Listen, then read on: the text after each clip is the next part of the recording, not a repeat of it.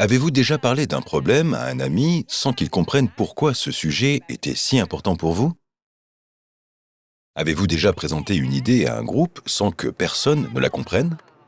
Ou été accusé de ne pas écouter du tout ce que disait votre interlocuteur lors d'une discussion animée? Que se passe-t-il ici? C'est un manque de communication. Et nous en avons tous déjà fait l'expérience.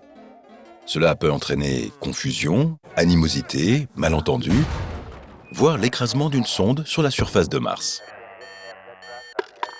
Car même en discutant en face à face dans le même langage avec quelqu'un, la communication humaine est incroyablement complexe.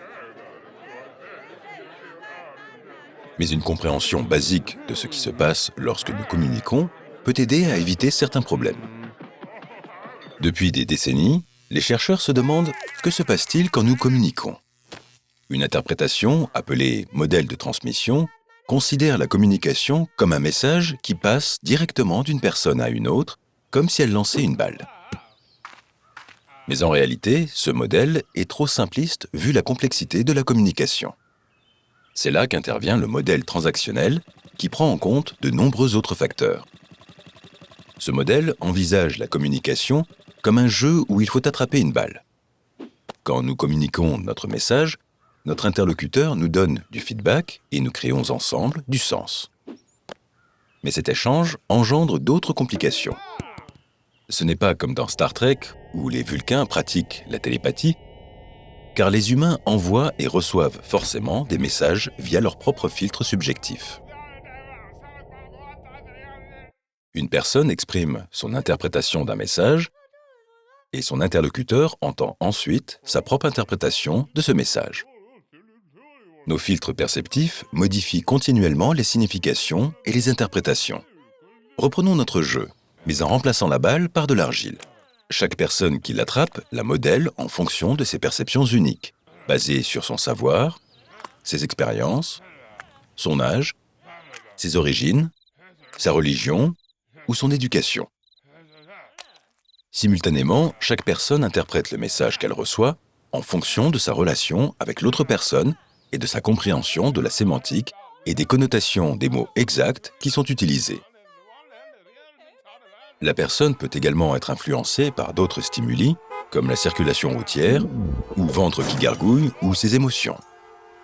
Et plus on ajoute des gens dans la conversation, avec leur subjectivité, plus la communication devient complexe. Ainsi, chaque fois qu'une personne attrape le bloc d'argile, elle le façonne et le modifie à sa façon. Et il n'est donc pas étonnant que nos messages soient parfois source de malentendus. Heureusement, certaines pratiques simples peuvent nous aider à mieux communiquer dans nos interactions quotidiennes. 1. Comprendre que l'écoute passive n'est pas la même chose que l'écoute active. Faites attention aux signaux verbaux et non verbaux des autres. Et ajustez votre message en conséquence. 2. Écoutez avec vos oreilles et vos yeux, mais aussi avec votre instinct. La communication, ce ne sont pas juste des mots. 3. Prenez le temps de comprendre quand vous essayez d'être compris. En voulant s'exprimer, on oublie souvent que la communication a deux sens. Alors soyez ouverts à ce que votre interlocuteur dit. Enfin, soyez conscient de vos filtres perceptifs personnels. Vos expériences, votre culture et votre environnement familial influencent votre vision du monde. Dites « Voilà comment je vois le problème, et vous ?» Ne considérez pas que votre perception est la vérité objective. Cela favorisera le dialogue pour arriver à une compréhension mutuelle. Continue à développer tes capacités de raisonnement grâce à ces vidéos. Et abonne-toi à notre chaîne. On ne sait jamais quand on aura besoin d'outils pour résoudre un problème moral.